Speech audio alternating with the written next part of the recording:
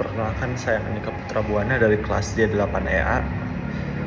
Hari ini saya akan membahas salah satu teknik penting dalam project management, yaitu crashing. Teknik ini sering digunakan untuk mempercepat jadwal proyek agar lebih efisien dan bisa selesai lebih awal. Yuk kita bahas bagaimana crashing bekerja, kontribusinya terhadap strategi project management, dan beberapa contoh nyata penerapannya. Crashing adalah schedule compression technique yang dilakukan dengan menambah resource, yaitu tenaga kerja, biaya, atau peralatan pada aktivitas di critical path. Tujuannya untuk memperpendek durasi proyek tanpa mengubah scope. Biasanya, konsekuensi dari penerapan crashing adalah peningkatan biaya. Jadi proyek manajer harus menimbang trade-off antara time versus cost. Kontribusi crashing pada strategi project management yang pertama adalah mempercepat jadwal, membantu proyek yang tertunda agar kembali on track. Yang kedua, optimasi resource.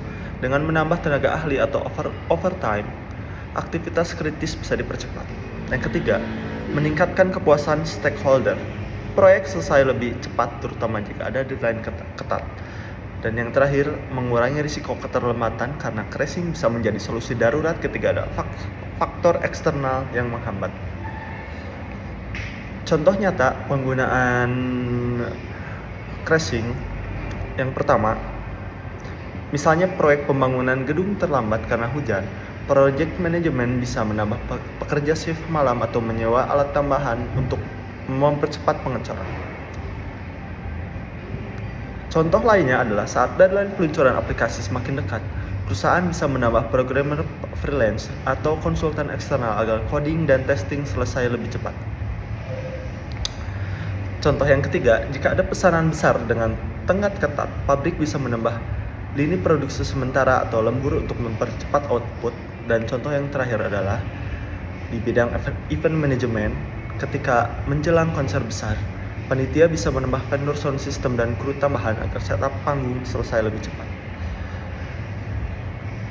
Beberapa tips bagi teman-teman yang ingin melakukan crashing. Yang pertama adalah fokus hanya pada critical path activities. Lalu hitung crash cost slope untuk memilih aktivitas mana yang paling efisien dipercepat.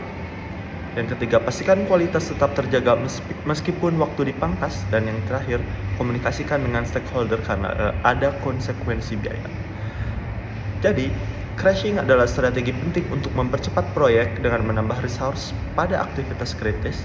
Walaupun ada tambahan biaya, teknik ini bisa menyelamatkan proyek dari keterlambatan dan menjaga kepuasan stakeholder. Semoga penjelasan ini membantu, dan jangan lupa untuk like, share, dan subscribe. See you in the next video.